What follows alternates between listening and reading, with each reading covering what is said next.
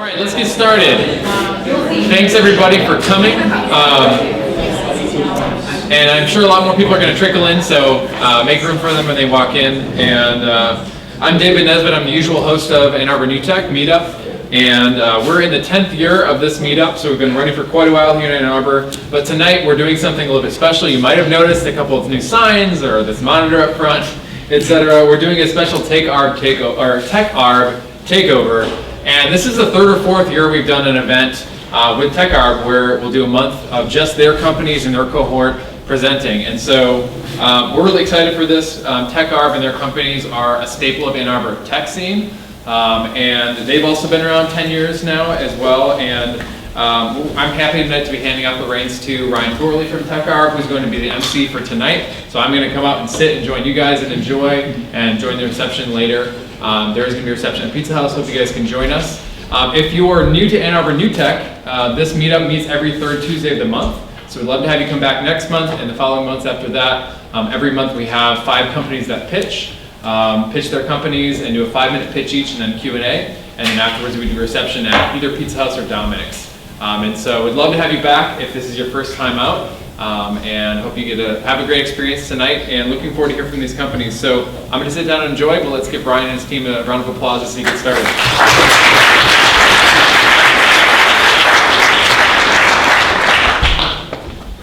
All right, I have the hard job tonight, the MC.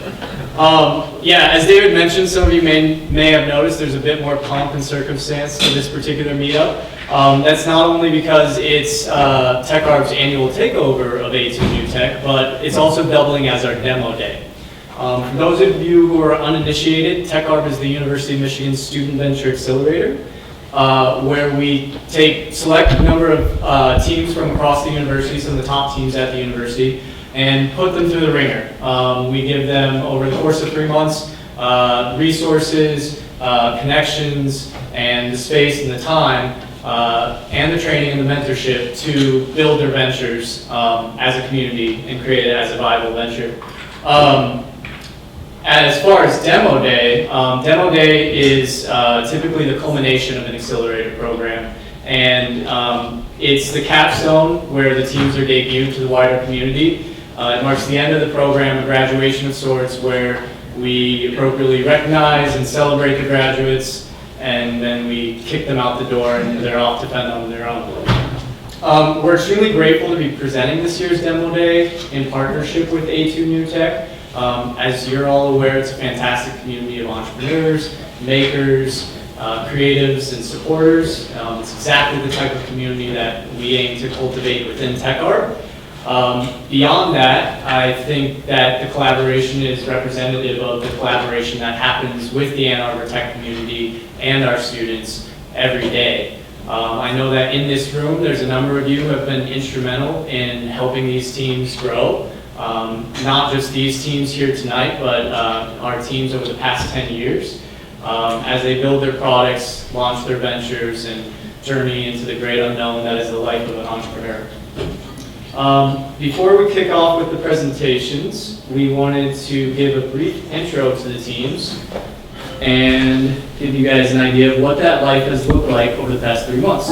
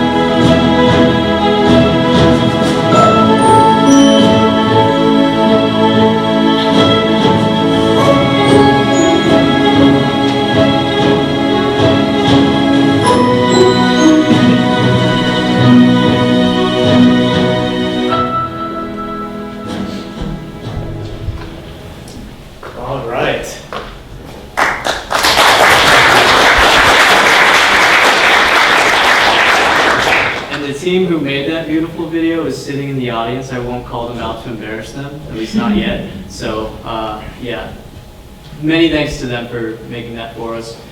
First up, if I can find it here, we have backpack. Kyle, if you want to come down. And take it away. Nice. Thanks, Ryan. All right. Thank you guys so much for the time, for the opportunity to be here, not only present what we are doing, but why we are doing this with Backpack. Let me take you back to how this started. This was back in January this year when Brenda, one of our co-founders, pushed us into volunteering. She came to us and said, yeah, you guys should be doing something else. You should be doing more. And volunteering was something that myself and another of the co-founders had done before in multiple times in our lives, professionally or in personal settings, right? We got very excited about that, but that excitement turned into something else. It turned to a lot of stress very quickly. We saw ourselves browsing through different websites from nonprofits, Facebook groups, Google groups, sheets, and it was just a total chaos. It took us 3 hours to find a volunteering opportunity that would last only 2 hours. After that, we only thought there should be an easier way to do this. We dug a little deeper and we started doing our research, and we found a lot of amazing things. As some of you might know, the US is the country in the world with the highest volunteering rates. However, those volunteering rates have been consistently dropping over the last 20 years. This is not only a national thing, but it's also a local thing. 31 states have reported declines in those volunteering rates, and none has reported any type of increase. What is happening? We started thinking there should be a reason why this is happening, right? There's one very particular trend out of the two that we identified. There is a generational aspect. We just don't engage with people in the same ways that our parents did, that our grandparents did. What this graph shows is that while they were our age, they used to volunteer more. I don't know a single one of my neighbors. My parents know a few of their neighbors. My grandparents know everyone in their street. We just don't engage with people in the different ways, in these ways, mostly because of this generational aspect. Also, there's a second trend that is technology. Technology has spoiled us, and I'm a millennial, and many of you are as well. It has spoiled us to convenience. We want things to be convenient. There should be an app for everything, for eating, for getting a car, for getting anything, right? We just thought, yeah, we should merge those things and try to help this volunteering.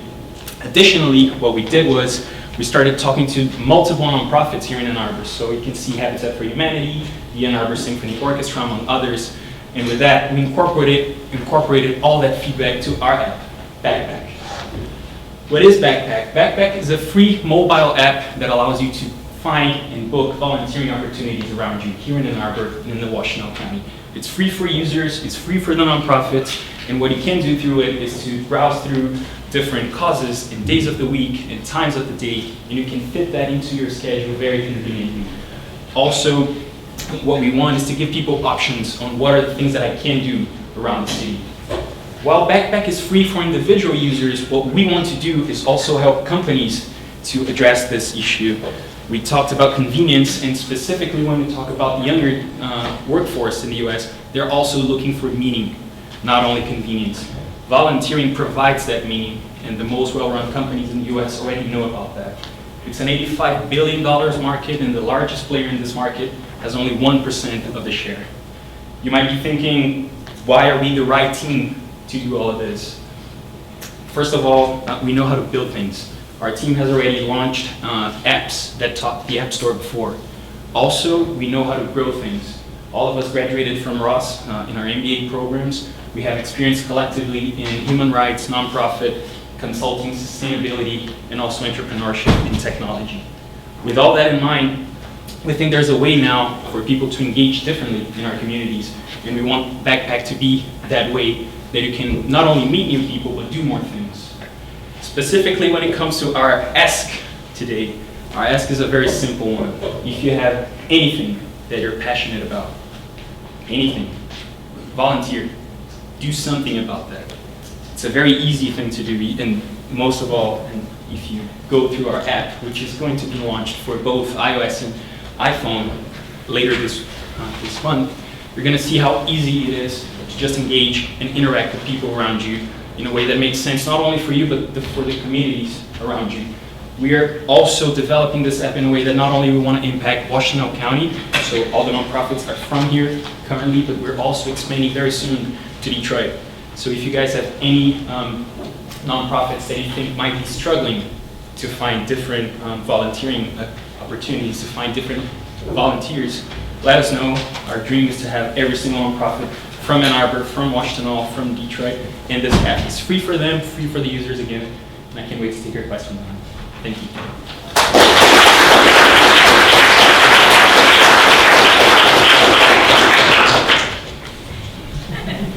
Questions? Please. Okay, where is the place you're getting stuck the most? Is it talking to the corporations, or is it bringing people in to find their passion? Where's the sticking point? I think the trickiest part was to understand the market, because the volunteering market is not well understood in the first place. There's not enough research on why people are not volunteering, what are the benefits of volunteering through a company or through an app or through any vehicle. And it's something that pushed us to talk to a lot of people in the academia in the first place. And being here, part of the University of Michigan, we've been able to ask those questions to people who are a lot smarter than we are. Not only from the academia, but also the nonprofits, right? We gathered their feedback, and we wanted to build this with their mindsets in the first place. It has to be convenient for the users, but it has to be convenient for the nonprofits as well, and this is what we've been trying to do the whole time. Yes? What's going to be the greatest attractor for the industry partners who are going to be sending out their volunteers? So when it comes to the industry partners, the corporate partners, first of all, 92% of the biggest companies in the US already have a corporate volunteering program, and the pain points are very similar to the ones that we face as individuals. Yeah, if you think it's easy to send one person to volunteer somewhere, what about sending 100, 1,000 to paint school walls or do whatever companies do usually? We attended a conference in Minneapolis previously this year, and we saw that there was even this panel saying, what is going to happen when all the companies in the world stop, when all the walls are painted? Because that's all that they keep doing every time. So with this, what we're going to be offering them is breadth of choice, not only when it comes to the companies and their corporate social responsibility metrics, but also giving freedom to the employees to say, I care about this or that, and I want that in my company. I want that as something that I can do to my company as well. So that is going to be the meaning aspect of it. And this meaning is something that they value because it retains talent, it attracts talent, it motivates talent, especially the younger generations. How do you lend value to the company financially? So how does your pricing model work in comparison to what it costs a Ford Motor Company, for example, to have a Yeah, that is a very good point. What we're doing right now, and even to go through some of our timeline, what we're doing is not only we're expanding to Detroit in the nonprofit space, but we're constantly talking to a lot of companies as well to ask them how do they manage those volunteering programs. We've been talking to Bloomberg, we've been talking to Quicken Loans, and in that sense, the more we can know about how they are doing this, the better we're going to be developing. Because again, Backpack 1.0, this is what we're calling this initial product that will be launched now in the end of the month. But we're also developing another set of features. For instance, the group features. So not only are we going to be matching your schedule, but different people's schedule, your friends, your family, your coworkers. Also, it's going to be very easily integratable with social media. So not only you can do something, but you can talk about it. And we know how much people love to talk about things that they do on Instagram or Facebook. We just think this is going to be something more positive to do and to talk about.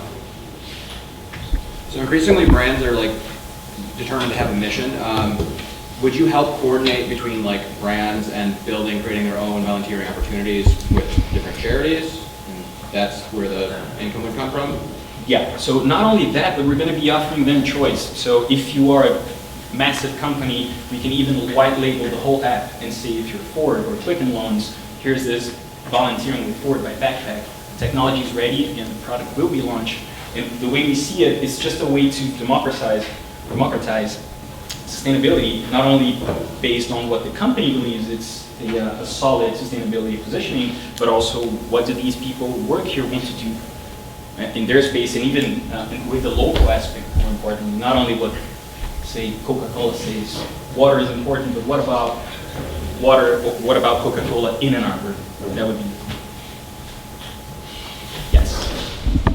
Just about the social impact angle, I can see how this application would work really well for, like you said, those kind of things, or companies go for, like the one time, we want a wall painting, we want a mural, we want to hold a puppy. Mm-hmm. Do you have any adaptations, or does this work for types of volunteering that require an ongoing, sustained commitment over a time period longer than a day? Yeah, so that's a very good question. The way that we have designed Backpack, usually people say that skill-based volunteering is very important. I'm going to try to make this as short as possible because the time has run out. But usually skill-based volunteering is something that really attracts people. What we want and what we are calling these opportunities are the empathy-based volunteering options. Not only you're going to be using skills, but more importantly than that, you're going to be doing things that really matter. You're going to be helping homeless people. You're going to be distributing blankets to people who need them. And so it's more based on the empathy side, something that is short-term and you can fix right now in your communities, other than saying we're going to be delving on your skills to give you the best volunteering option. This is going to be there in the future, but right now we have the short-term volunteering opportunities.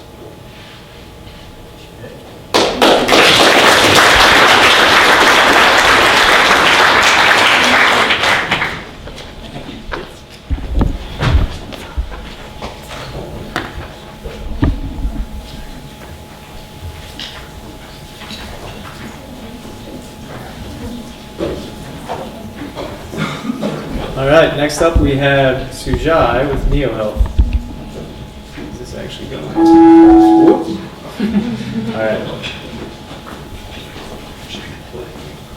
No, it's fine. All right.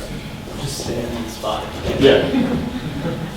All right, so my name is Sujai, and I'm going to tell you about our company, NeoHealth. So let's say you woke up sick this morning and you need to take some medicine. Do you really know what's in that medicine, whether it has the proper active ingredients, came from an authentic source? Well, thankfully in the United States, we have the FDA to make sure that our drugs are legitimate, come from a good source. But the reality is that billions of people in developing countries don't have this luxury.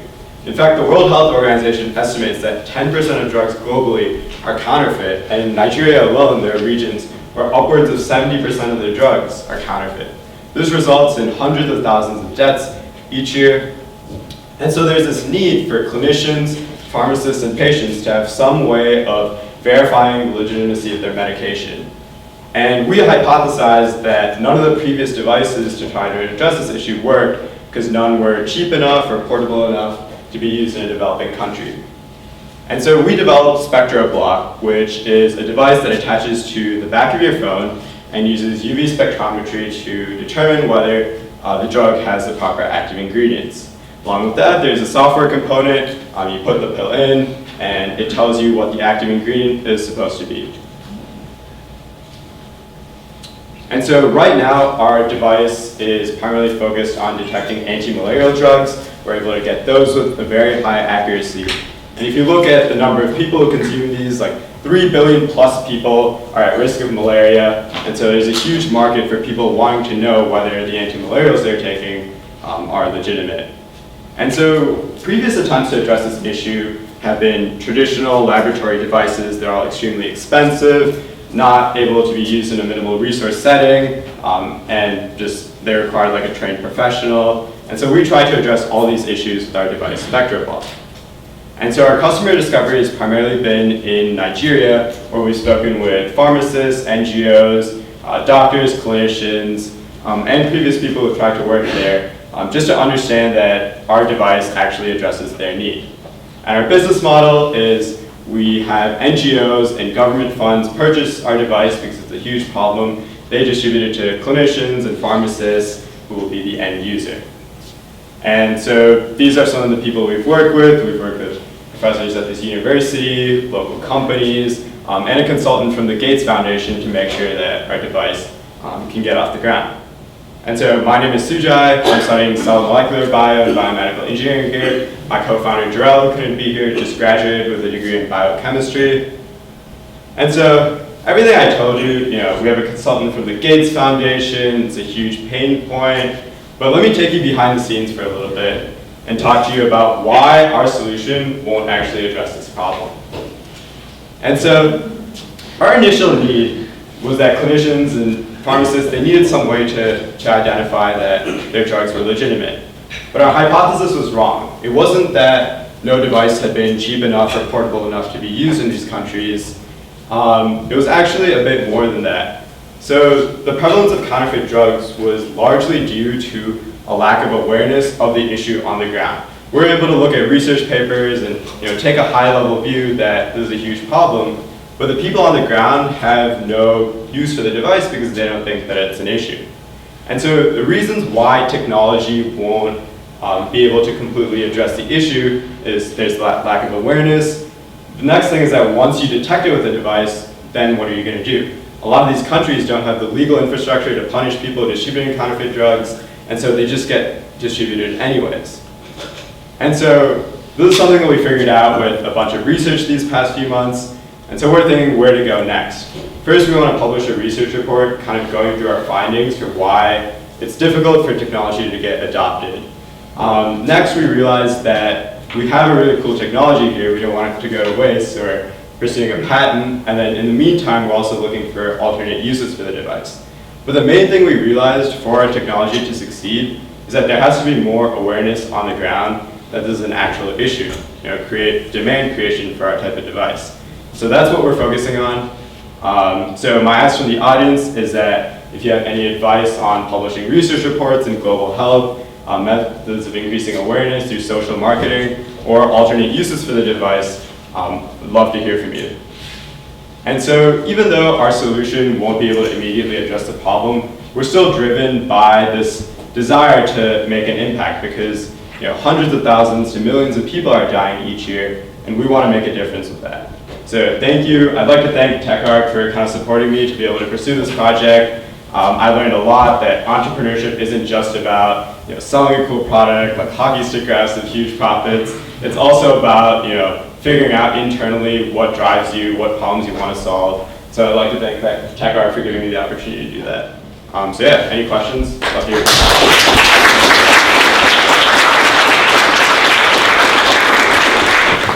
So tell us, what can this thing do? I don't really know much about spectrometry. Yeah. Can it identify lead in water and with a quick and easy test? What kind of stuff? Yes. So the basic premise for how this works is that anti-malarial drugs have fluorescent properties, right? You're able to shine a UV light and they can glow brightly. And so what our device is doing is shining UV light, they glow brightly. Then we take a picture of the resulting fluorescence from a phone and compare it with what it's actually supposed to be and determine whether the drug has the active ingredient and how much of it. So for lead in water, lead isn't fluorescent enough for our device to be able to use.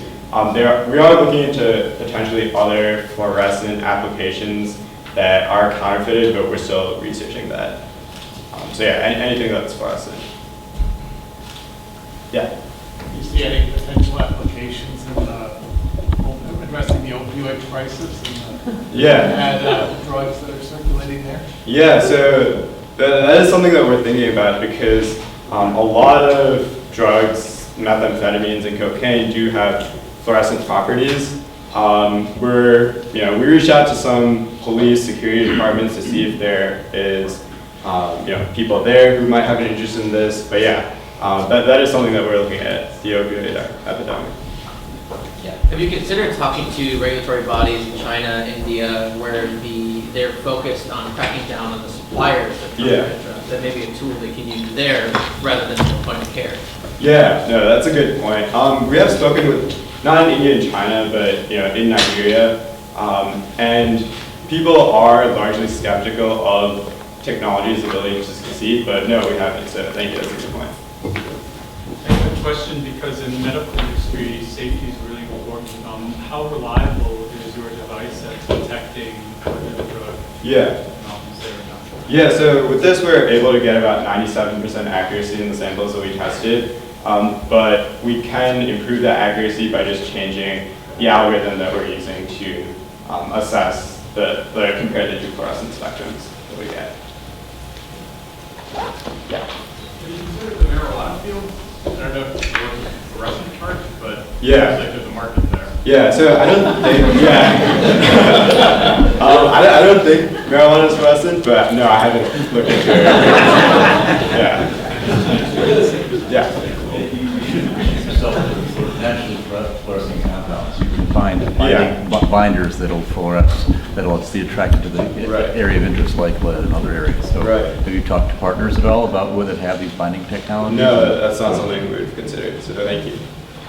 I know that the National Sanitation Foundation does a lot of this kind of drug testing. Okay. Approach them about where they might see some applications for at least the IP behind this. Yeah, no, I haven't, so I'd love to speak with you later about this. All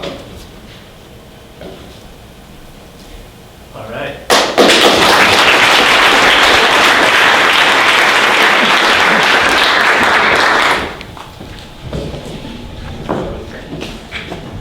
Next up, we have Hunter with Terry Lou Naturals.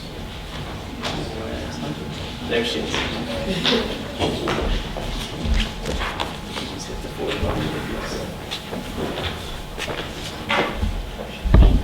Hi, my name is Hunter Phillips, and I'm the founder of Terry Lou Naturals. It's a natural hair care and skincare line for women and men, and it's designed to benefit customers through all natural, unique ingredients. So before I got into the natural hair industry, I would straighten my hair all the time, would be completely straight, look nothing like this. But I realized that my hair was becoming so damaged, and as you can see in this picture right here, my strands were completely straight when I would wet my hair, and I knew it wasn't supposed to be like this, and I was just so tired of it. So in June of 2017, I decided to big chop my hair. If you aren't familiar with that term, it's when you cut off all of your damaged ends and you get back to your natural hair state. So since my hair was so damaged, I had to almost cut all of my hair off, and it was so short. And I started using different products in the market, but I realized that these products were making my hair dry and brittle, and I was seeing slight growth in my hair, but I was not satisfied at all. After further research, I realized that the problem in this industry were harsh chemicals. And studies have shown that 80% of popular hair care and skincare brands contain high levels of chemicals, such as sulfates, parabens, and alcohols. These strip your hair of its nutrients, and they also irritate your skin. So I created Terry Lou Naturals, and we're really on a mission to provide customers with healthy natural hair and skin ingredients that actually use ingredients that are going to benefit you. We are vegan and cruelty-free. We want to make sure that people are experiencing all of the right things and maintain healthy hair and skin. So in October of 2018, Terry Lou Naturals released its first product. This is our Blessed Butter. It's a hair and skin butter infused with mango and kapuasu butter. It's great for moisturizing and styling your hair, and it's great for all skin types. And it has had major success so far. So this is some of my results after using it. My hair became really thicker and healthier. My skin was very clear. We've also had a lot of success stories with customers. This is customer Melanie, who had a lot of dry marks and eczema on her face. And then we're happy to say after she used Blessed Butter, this is her face. So we know the product works. And we just recently released 2 new face masks, which are our new pillow nourishing masks that are going to detoxify your skin and clear a lot of blemishes from your skin. So the estimated revenue of organic personal care in the U.S. is $4.8 billion. And of that $4.8 billion, around $1.6 million goes to organic hair care alone in the United States. And around $1.5 billion goes to organic skincare, but that's only for face creams and body lotion. So 88% of customers look for claims that products are made with all natural ingredients. And of those 88% of customers, over 50% are millennials. So this leads us to our target customer. We're targeting women and men ages 18 to 35 with wavy, kinky, and curly hair who also practice self-care. These are some photos for our most recent photo shoot, and we really wanted to highlight how we're positioning our business now. So this is model Angela in the top left corner with the green clay face mask on. She is not a part of our, I would say, target customer per se, but we really want to show that everyone can still use our products. So you're probably wondering where we fall against our competition. So Terry Lou Naturals is vegan, cruelty-free. We're a single-use. We're also a dual-use product, which I feel like makes us stand out the most. All of our products can be used on both hair and skin, so that makes us cost effective. Our ingredients are premium and we're made in Detroit, which is amazing. So I would first like to thank God for letting me be here today, along with my family and friends. But as far as my team, I'm the founder and CEO. My mom is over operations and distribution management. She's always with me and she helps with literally so much. I've also worked closely with Zell Lurie, TechArb, and Optimize. I would like to thank all of them for helping me further the development of my business. So this leads us to my ask. So I have 3 asks today. One being a mentor in the organic beauty industry who has or had their own business, an expert in e-commerce who has experience growing online sales, and an expert in social media marketing. I believe all 3 of these will help to grow my business.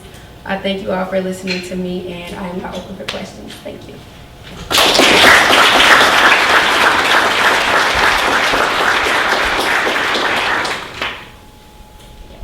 Have you explored pop-up shops or a subscription model?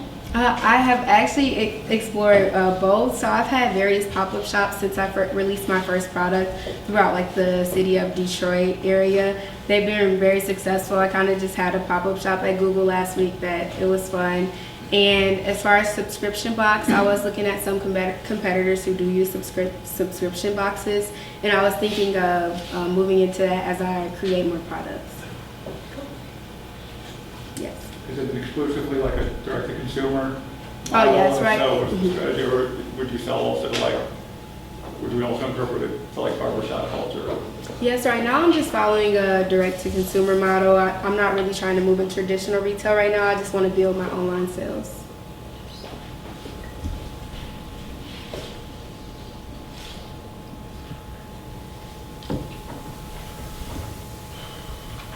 Yes.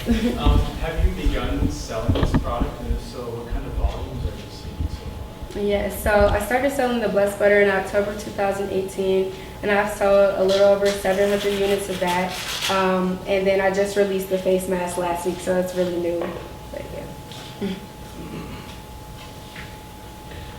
How big are those competitors? I mean, you had the list of other competitors up there. You know, are there any that are already at scale ahead of you? Yes. Most of the customers right here are already like in the market. They're also in traditional retail as well. And some have been founded as long ago, it's probably like 10 years. So some are really in the market, have been in the market for a long time.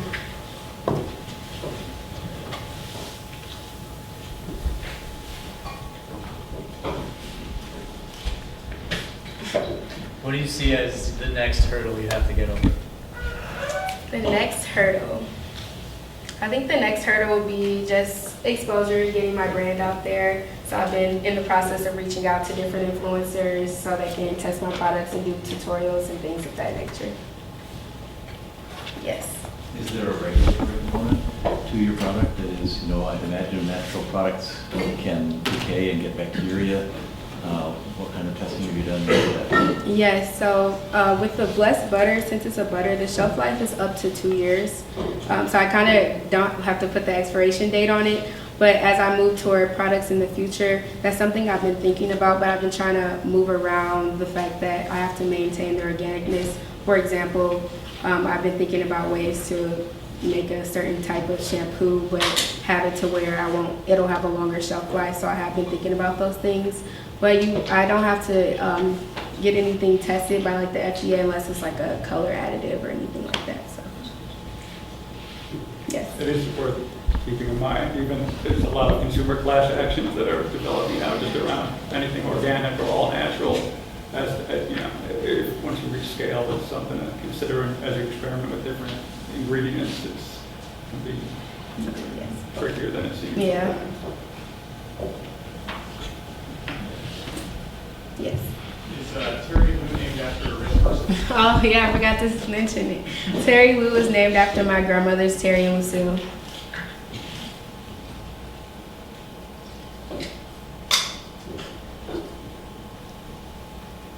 All right. All right.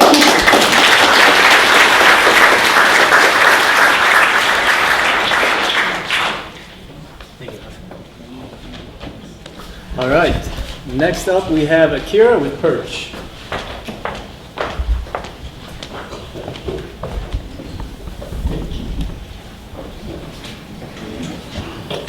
So last year, we saw remarkable breakthroughs in cancer therapies, quantum computing, and even in understanding why we age. The engine of these scientific breakthroughs is academic and industrial research. And at the heart of successful research are the people. Based on a McKinsey study comprising over 2,000 people in academia and industry, academic talent, or the people, is what contributes most to a research lab's productivity. Despite this fact, academic talent was also considered to be the area where research labs need the most improvement. Why is this the case? One of the biggest reasons is that traditional recruitment processes weren't designed to hire highly specialized people. To paint a better picture, consider the difference between an academic CV and a traditional resume. The traditional resume tends to be short and concise and lacks a focus on publications and research skills that are emphasized in academic CVs. So when R&D recruiters rely on traditional job boards like LinkedIn or Indeed, they have trouble sourcing talent because the information they're really looking for, like publications and research skills, are completely missing on these profile pages. Furthermore, these job descriptions for highly specialized jobs can be very, very extensive, and it's really hard for recruiters to find that right candidate. So this is an example of a job description for a research scientist at Genentech. And this single position is looking for someone with experience in hematology, oncology, personalized healthcare, translational research, biomarker strategy, high content NGS data, computational skills in R, machine learning, and they must have authored publications in top tier journals. And so as you might expect, there's very, very few researchers with these set of skills. And so recruiters face this needle in a haystack problem when it comes to recruiting these highly specialized people. And when recruiters struggle to hire PhDs, the PhDs also suffer. More than a third of PhDs don't have a single job lined up after graduation. And the PhDs experience an approximately 40K pay cut for working at jobs that aren't necessarily suited for them. So we created Perch, an online employment platform specialized for researchers in academia and industry. At Perch, we turn recruiting into a journey. So PhDs can first upload a digital CV onto our platform, which is highly catered for the unique needs of researchers. We then use a matching algorithm to scan the digital CV of these PhDs for publications and research skills and help identify jobs that are best suited for them. Finally, when they're applying to jobs, we help them market themselves more effectively to employers by helping them identify the skills, publications, and qualifications that are most relevant for each job description. PhDs can use our platform for free, but we get our money through employers. So employers can hire our PhDs for freelance work or full-time hires. Our freelance work, we take a 10% commission for each freelance project.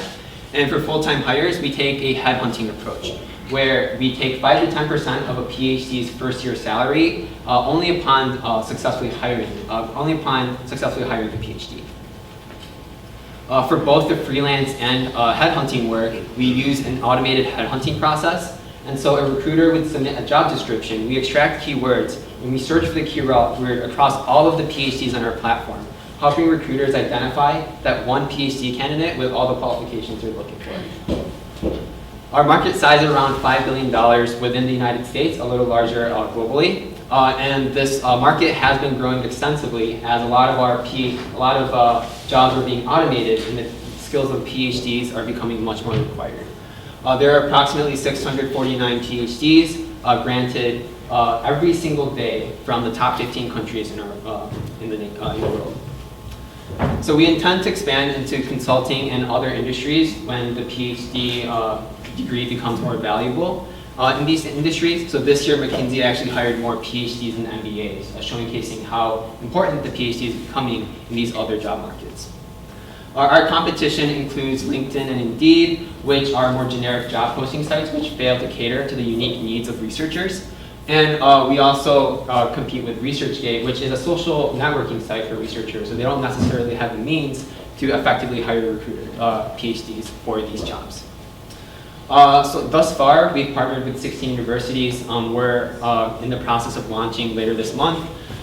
We've raised approximately $100K in non-diluted funding through all of our grants and awards and competitions. We have an amazing team of 5, consisting of technology strategists, front-end and back-end website developers, and we also have 30-plus contractors who are stationed at our 16 partner universities, as well as an amazing UX designer and a marketing director.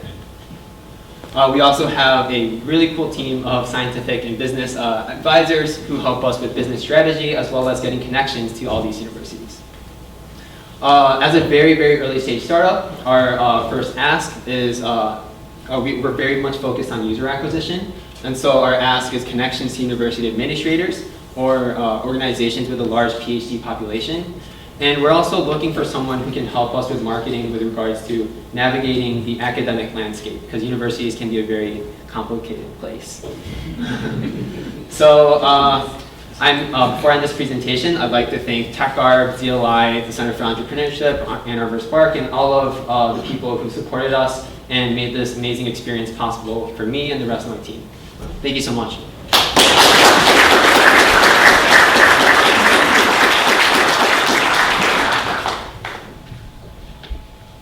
I'm curious about how you made the decision between charging for postings versus charging for hire, and also how you can ensure that people aren't hiring outside the platform for someone that they found through your platform. Yeah. So as for the former, like charging for posting versus for the headhunting model, I think we found this really interesting vertical where traditionally people use headhunting services which charge 20 to 50% for hiring these very specialized positions, but we can highly automate that process and reduce the cost while charging more.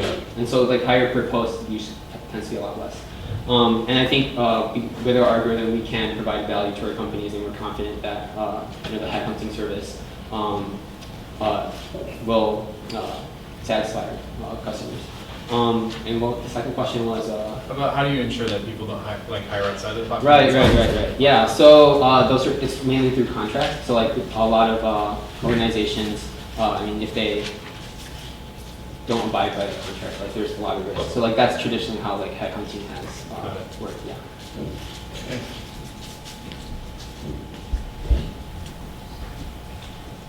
Yeah. Yeah, I'm showing a statistic here about a large percentage of PhDs not having the job when they finish up their program. Yeah. A little surprising to me for folks in that kind of specialized field. Was that really for people in these kind of specialized skills you're talking about, or is it really including a lot of philosophy majors and things like that? Oh, yeah. So it's like even I think it does include philosophy majors, but like this problem extends into STEM majors. So for STEM majors, it would be a similar statistic. It would be like divided up. And so the primary reason is a lot of PhDs or a lot of universities, they funnel PhDs back into academia, like that's their goal. And so when PhDs graduate, they have a really hard time effectively marketing themselves to employers. And there's also this concept of this academic bubble. A lot of PhDs, a lot of employers have this stereotype that PhDs are bad at communicating, or they are can't collaborate, or they're not very practical. And so like there's a ton of barriers that are preventing PhDs from successfully transitioning into the industry job market. Yeah. What made you interested in solving this problem? Yeah, I've done a lot of research, like academic research, as an undergrad, even a little bit in high school too. And I found this, like even at the undergraduate level, this recruitment process is highly decentralized and inefficient. And so we transitioned to focusing on PhDs because that was where the money was at, and like it's more sustainable. But that's where we started. We really started at like my personal experience, like having difficulty finding jobs. Yeah, so I noticed that all your examples are actually life science PhDs. Yeah. Is that really where you're going to start in kind of the biotech and pharma area? Because that's where these are. Yeah, so that's exactly why I showed a lot of life science examples, because we want to focus on that group of people. So we've been like most of the customers, companies we've been talking to are in the life sciences field. Yeah. I was wondering if there might be a synergy with ProQuest here in Ann Arbor, since they publish all the PhDs. Oh, ProQuest. ProQuest, stage 3 year, all PhDs and the dissertations are published here in Ann Arbor. Yeah, I think that's a great idea. Yeah, thank you. They have the connection to this year, all the programs out there. Right. Thank you. I'm wondering about push versus pull.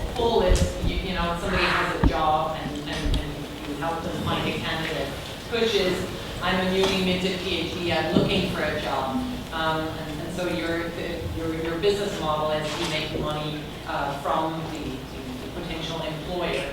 How about the other side, hey, I'm looking for a job, help me think through that. Do I want to go into academia? Do I want to go into business? And what different types of things could I do? Have you considered that, and where's the money there? Yeah, that's a really good point, and that's something we're gradually starting to consider.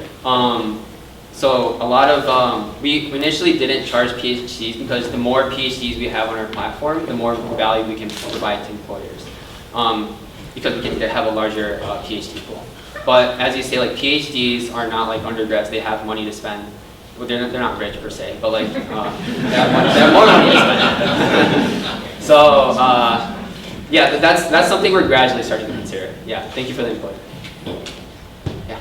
So, are you focusing on industry hiring PhDs or academia hiring PhDs? Industry hiring PhDs, yeah.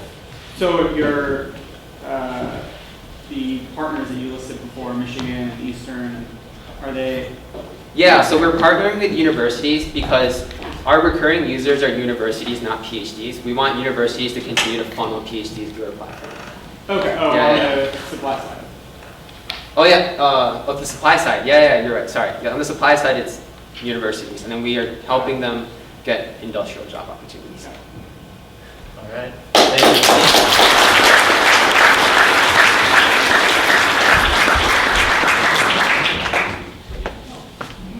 All right, and last but certainly not least, we have Catalina with Loan Sense.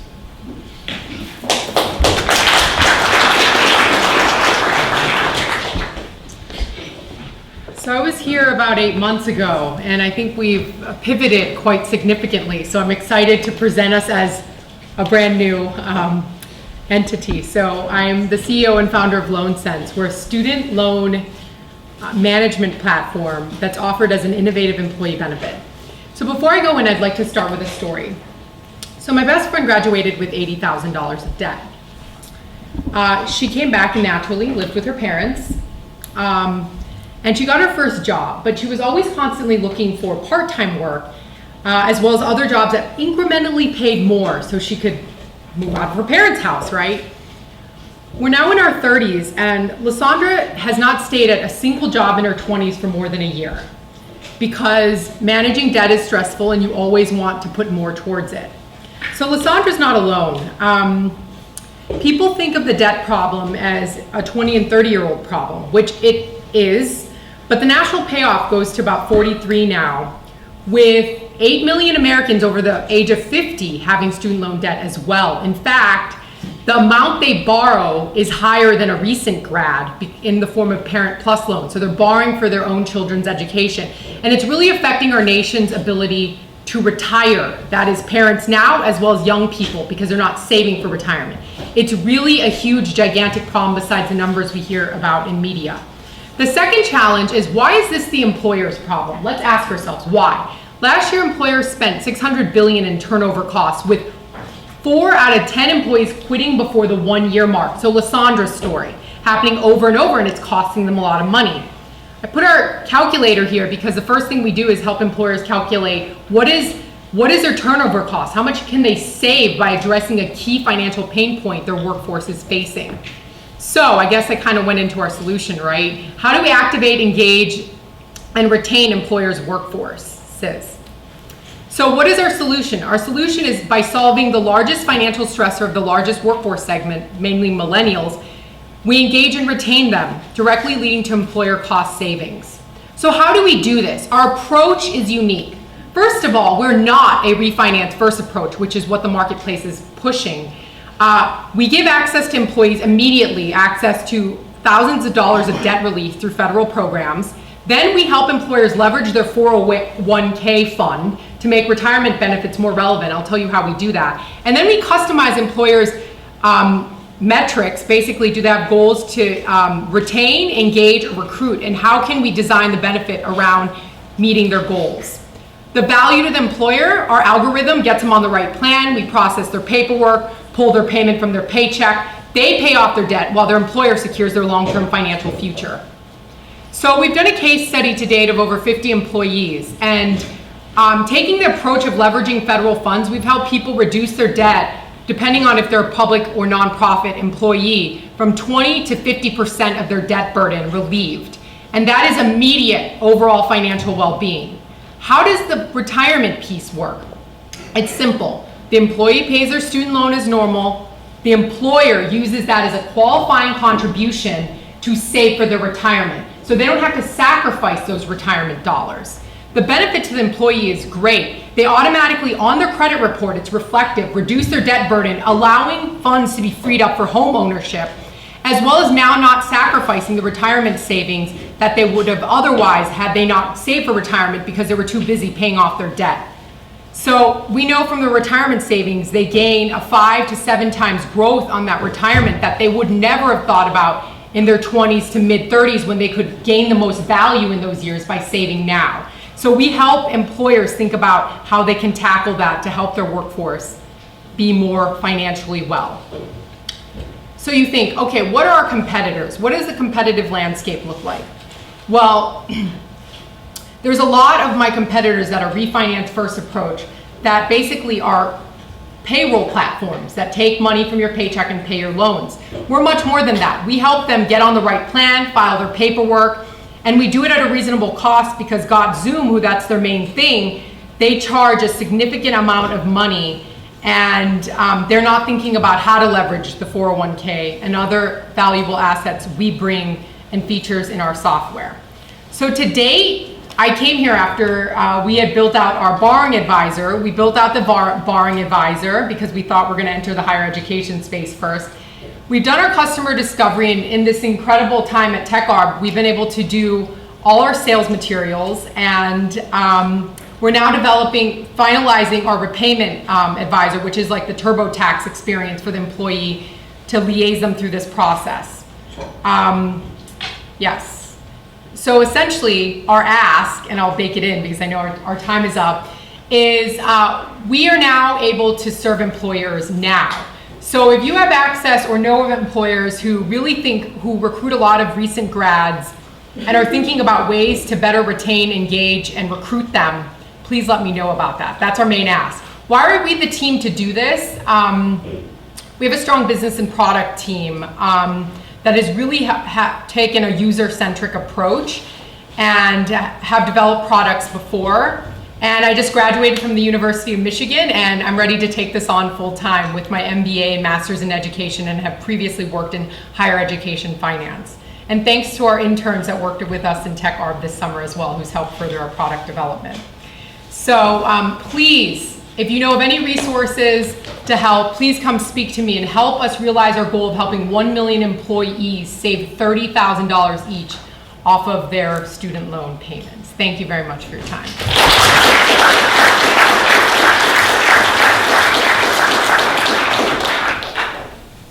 Open to questions, if there are any. Yes, sir. You kind of explained it in terms of how you can advise, the students, the new employees with the debt, handle things better. But are you, as part of your solution, also kind of facilitating the whole process of actually doing the logistics of withdrawing the money and paying the loan, the lender and all that? Yeah, we do that, but that I would say is not the largest pain point because there's auto pay through your loan servicer. The largest pain point is what we solve, which is understanding what plan you should go into, filing the paperwork into that plan and renewing it annually. So like a TurboTax experience, but for student loans. And that's the largest pain point we address for the employee. Yes? So, of your employers, who would you define as like the target audience? Like, what's the ideal customer set? I would say middle-sized employers. So the people who Fidelity isn't necessarily serving. So I would say middle-sized employees. I define that as I used to say 100 to about 2,500. But now I've realized there's been expressed interest by also high growth tech firms at about 50 people who have to compete with larger tech companies to recruit the talent and have a largely 20 to 30-year-old workforce is also part of our target. So tech firms, also hospital systems that are nonprofit, all their employees and all healthcare workers that work for nonprofits qualify for public service loan forgiveness and get their loans forgiven at the 10-year mark. That's the market we serve the most value for. Charter school systems, as well as like boutique consulting and accounting firms. That's what in our discovery we have the most interest and can serve the most value for. Yes? Catalina, how did you take this approach? Because this seems like a big nut for somebody that's just gotten out of law school. So your question is, how did I choose this? Yeah, what made you say this is the one to land on? Because this is a big deal. So I knew from my best friend's story that, well, first of all, a third of Americans are paying more in student loan repayment than they are on their mortgage or rent. And there's millions of dollars available through the federal government to relieve people of their debt immediately. Like an example, I helped an MBA colleague of mine who had an $1,800 payment go down to $600, and before we spoke, he was like, I'm gonna forego buying a house for the next 5 years to pay off my debt. And I'm like, no, actually, you can get your loans forgiven and get access to a lot of money. Why my competitors are not going towards that, because it's a complex market. They want to push you to refinance because they make more money that way. So I figured there's a really unique space in the market, and there's been some legal changes that make opening up the 401k to non-elective contributions a possibility. And so I wanted to address both.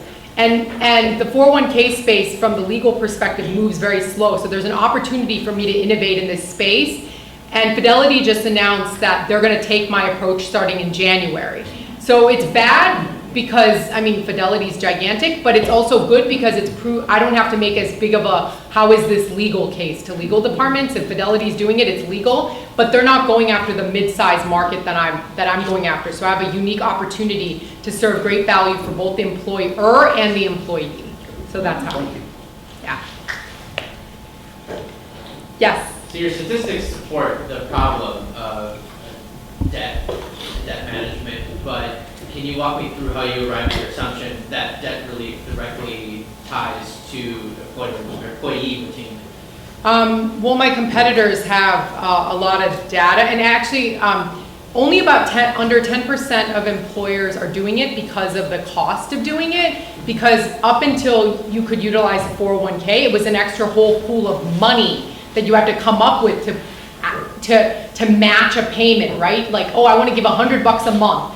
And I'm saying, why give $100 a month when they can get their loans forgiven? Let's go after free money first, like anybody would. It's like getting a tax credit and not filing into it. It makes no sense. So, so to answer your question on why this retains is because if it's your #1 financial stressor, there's statistics of recent grads that basically say, I'd stay at an employer for up to 5 years if they help me relieve my debt burden. So there's a lot of data on young people who will join Teach for America, will join AmeriCorps, will join all these programs that pay so little, but they're singing kind of like their tune of like, we'll help you manage your debt. You might make 20 grand, but we'll give you 10 grand towards your debt. So you're doing something meaningful while they're addressing mostly the debt and not really the income piece. So yeah, that's right. That makes sense. You're taking a strong bet on how financially savvy your base is. Ah, interesting. Well, if I have a large, you don't have to be that financially savvy to know I'm giving $500 a month to my loan, and now my employer is going to figure out how to help me with it. Like, it's a huge emotional lift, regardless of how you mentally want to calculate it. So I just want to point that out as well. Thank you. Yeah, thanks. I would also argue the fact that like the employers care more about the fact that it differentiates them in the eyes of the Yeah, it makes your 401k relevant, which isn't perceived as a benefit when you're a 20 and 30-year-old, up until this ability to do this. So, yes, sir.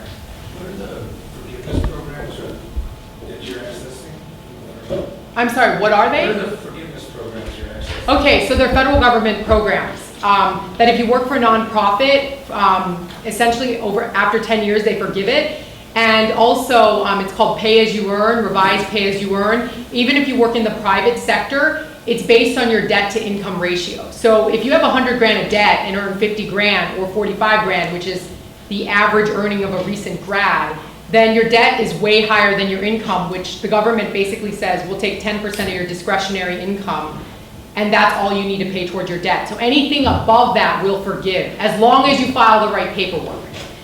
And we help them do that. Forgiveness program, or is that they modified your payment amount to what you can pay, but it stays in your principal balance? Nope, it's forgiven. After 20 years if you work in the private sector, and after 10 years if you work in the public sector. It's completely forgiven. Yeah. All right, that's all. Thanks.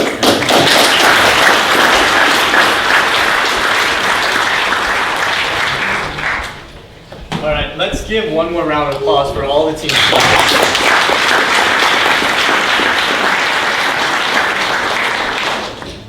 And I had mentioned there's a bit more pomp and circumstance to this particular meetup. Every year for Demo Day, we award an Audience Choice Award and an MVP Award. And as our audience, we would like you to participate in the Audience Choice Award, of course. So if you can pull out your devices and go to this link. Do we have any Jeopardy music?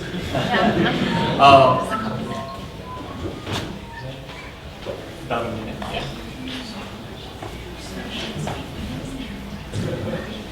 Just crash the system.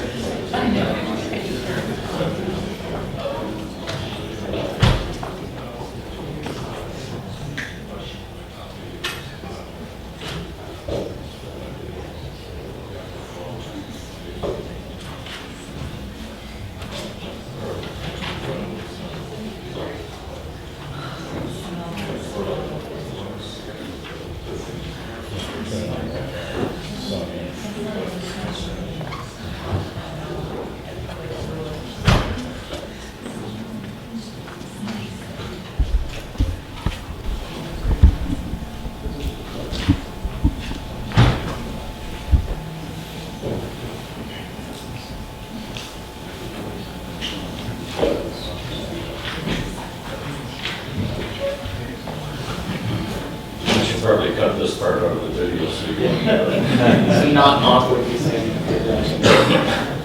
all the late viewers. Oh, okay, yes, that'd be great, thank you.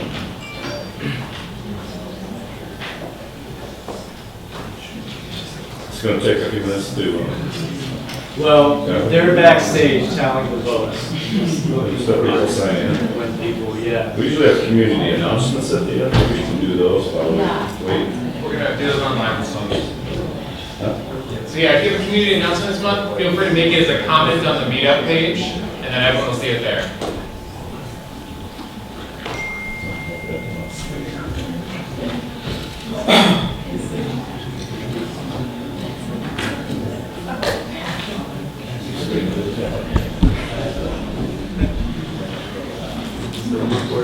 Yeah, okay.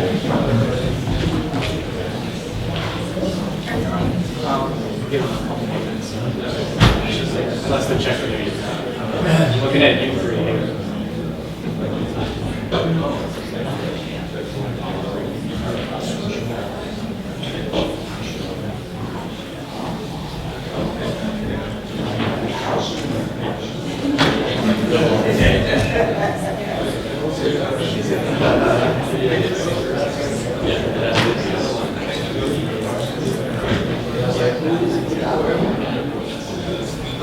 All right. Anyone need more time? We're all set with that? Okay. As Michelle is backstage tallying those votes, we're also going to announce our MVP award. So this award is made possible by a very generous gift from Tom and Betsy Brady, who are donors to the Center for Entrepreneurship. And it goes to the team that most embodies the TechArb spirit and work ethic as voted by the class. So I'm going to call the recipient up and I'm going to embarrass them for a little bit. Sujai, would you come up on stage, please?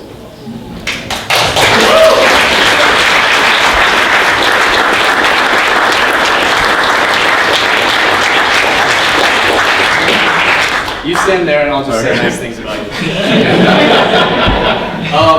I'm not actually the one who's going to be saying nice things about you. I'll do that later.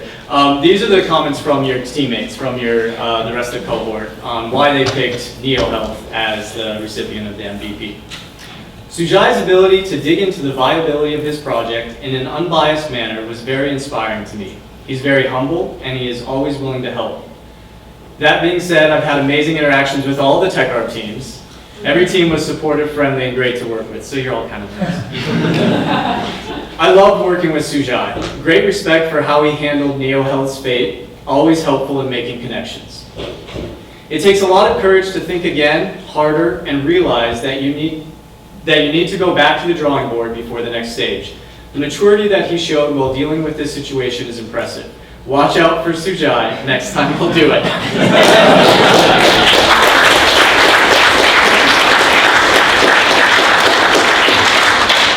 All right, if you can stay there. As is becoming tradition in TechArb, if anyone has attended a previous demo day, the students in our programs tend to be very indecisive. So we actually have a second MVP winner tonight as well, and that is Perch. So if the team from Perch could come on stage.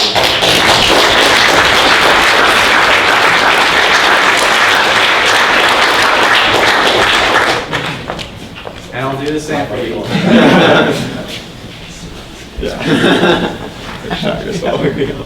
The Perch team has been very helpful to us on the sales front, as well as their engineering and design resources when we have had questions. Akira has always proofread materials and helped us work through our pitch. Chen and Han have been very helpful to our team when they needed help with design and engineering questions.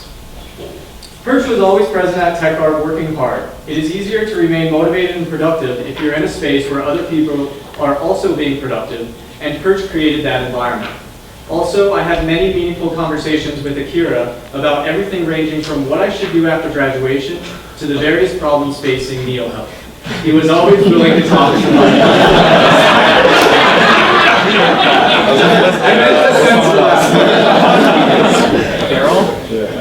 And then Akira is very hardworking, sometimes staying in TechArb until 2 a.m., talking with other teams and talking and thinking through different ideas. So let's give another round of applause.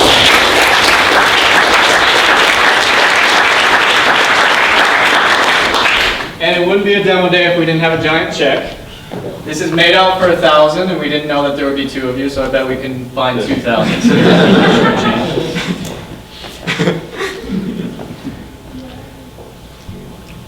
All right.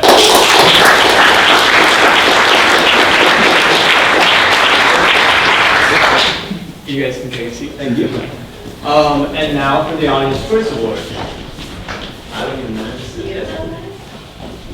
All right. Catalina with Moses.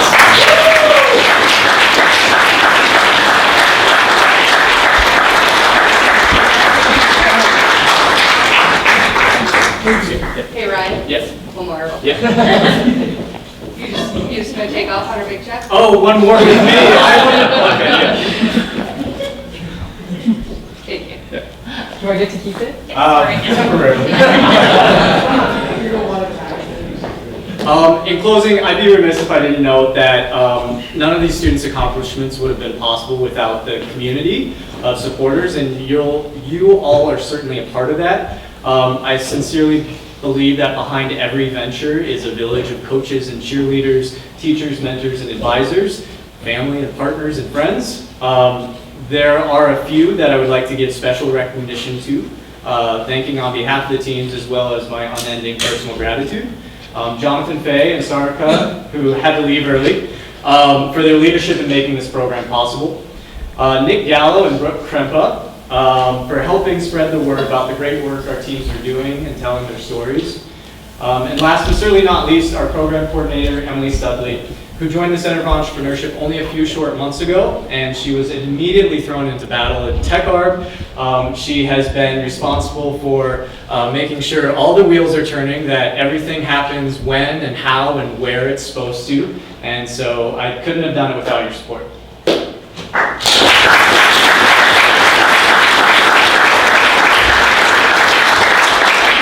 All right, and that's a wrap. Once again, thank you all for coming today. I know you probably all have more questions for the teams, which is awesome. If we can move those over to Pizza House, we will have refreshments there. Thank you.